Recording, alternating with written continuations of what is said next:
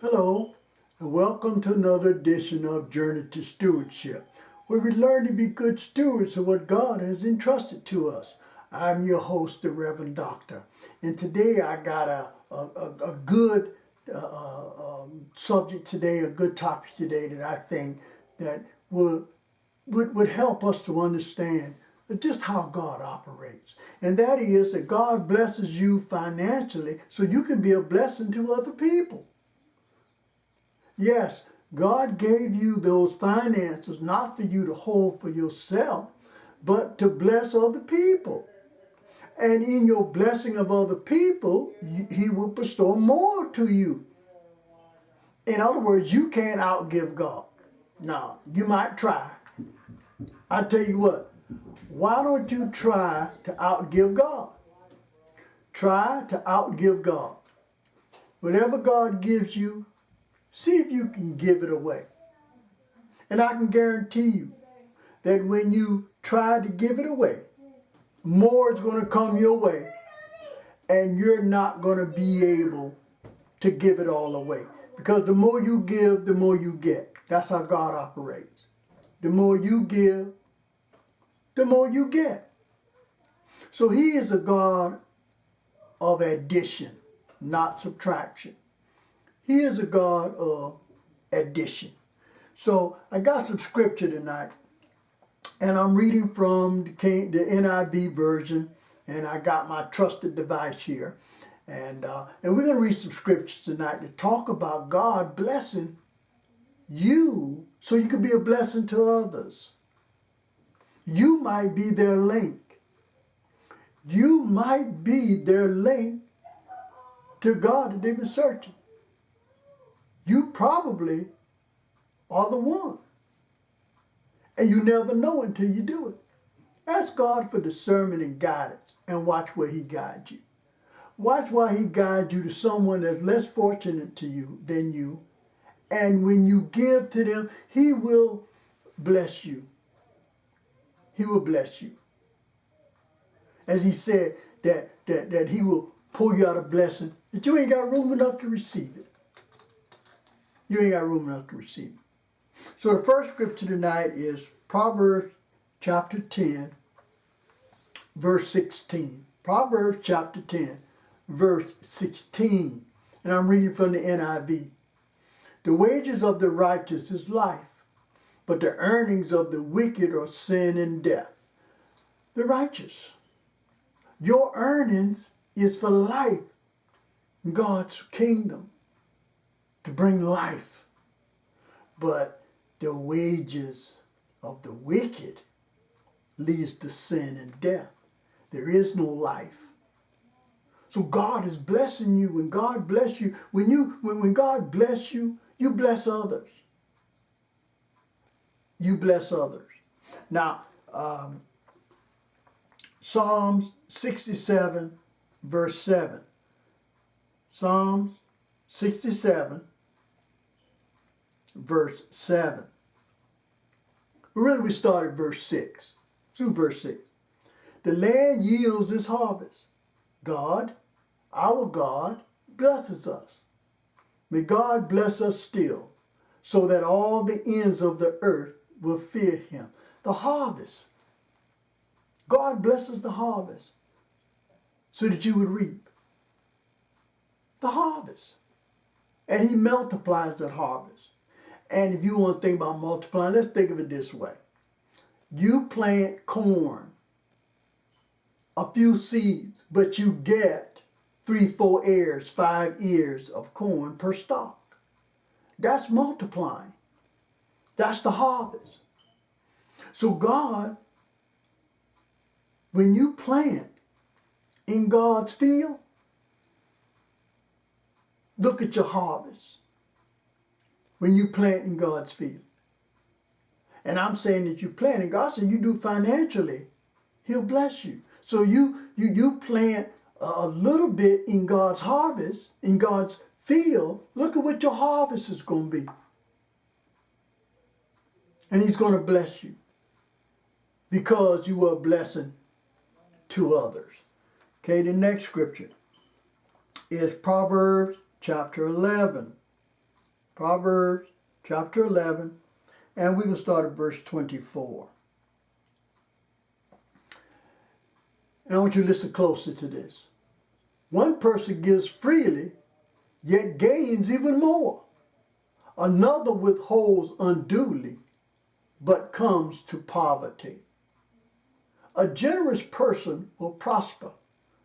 Whoever refreshes others will be refreshed. Now I want you to take a look at that. The scripture says that whoever gives freely will gain more. He can't outgive God. The more he gives, the more he gets. The more he gets. But those that when God gives them something, that they hold on to it. That they hold on to it. What eventually happens is they'll come to poverty. Because God said, wait a minute, I gave you that and you didn't help others, so I'm going to take that from you and give to somebody else. And you're going to be without. So God gives you financially so you can be a blessing to someone else. That's a good steward. Doing what God asks you to do. Using what God gives you for his purpose, not your purpose. That's the steward. Using what the master gives you for the master's purpose.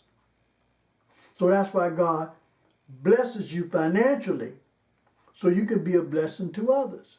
And the more you give, the more he bless you with so that you can give more. You say, well, I ain't got no job right now. You know, you can give $1. I mean, come on. If you look through your finances, you can find where you can give $1 to the church. But I guarantee you, when you give that dollar to the church, watch what God does. He's going to bless you because that dollar is going to help somebody else who don't have $1. God blesses you so that you could be a blessing to others. Okay, Deuteronomy chapter 15. Deuteronomy chapter 15, starting at verse 7. If anyone is poor among your fellow Israelites in any of the towns of the land the Lord your God has given you, do not be hard-hearted or tight-fisted toward them. Rather be open-handed and freely lend them whatever they need. Be careful not to harbor the wicked thought. The 7th year, the year for canceling debts, is near. So that you do not show ill will toward the needy among your fellow Israelites and give them nothing. They may then appeal to the Lord against you, and you will be found guilty of sin. Give generously to them and do so without a grudging heart. Then because of this, the Lord your God will bless you in all your work and in everything you put your hand to. There will always be poor people in the land. Therefore, I commend you to be open-handed toward your fellow Israelites who are poor and needy in your land. Now that's back in Deuteronomy. And it applies today. There's one thing in there about he don't want you to harbor that ill will that when you give to them and they're in debt to you, that in the 7th year you ought to cancel the debt. In the 7th year you cancel the debt. The land rests. You cancel the debt. So then he don't want you to harbor that ill thing. Say, wait a minute, the 7th year is coming, so I'm not going to give them anything. So I won't have a debt to cancel. That's not the way to think. God said you help the poor. Give your finances to help the poor. Now I know that we see people on the side of the road and they be asking for money and if you give them something to eat, they don't want that, they want money. You know, I mean, you got all kind of scams out there. You know, you got all kind of scams that are out there. People trying to get money.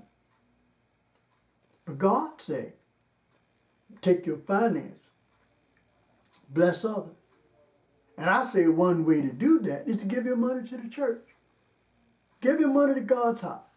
Well, then you come up with another argument. Well, if I give my money to the church, then the pastor's going to be riding around in a nice car and nobody else going to have anything, and all the poor people are making him rich.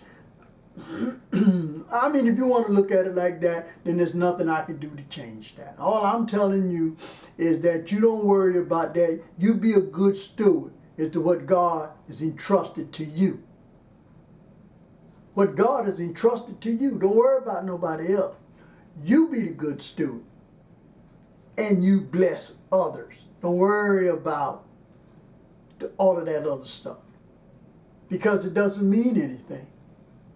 It doesn't. When God gives you and blesses you financially, He's doing that so that you can bless others. You might be the ticket.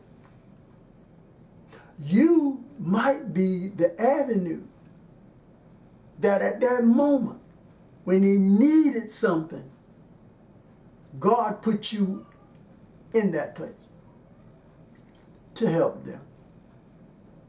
And when you do, you will see that God will bless you more than what you gave. He will bless you more than what you gave because you are being a good steward. The next one is Hebrews chapter 6. Now, every time I do Hebrews, I got to tell you the little joke. It's a bad joke, but it's a joke. In Hebrews, man asked his wife to fix him some coffee. And she said no. And he said, why? Because she said, because in the Bible, it says Hebrews, not she-brews. It's a little joke there with Hebrews. Okay, Hebrews chapter 6. Hebrews chapter 6, verse 10. Hebrews chapter 6, starting at verse 10. God is not unjust. He will not forget your work and the love you have shown Him as you have helped His people and continue to help them.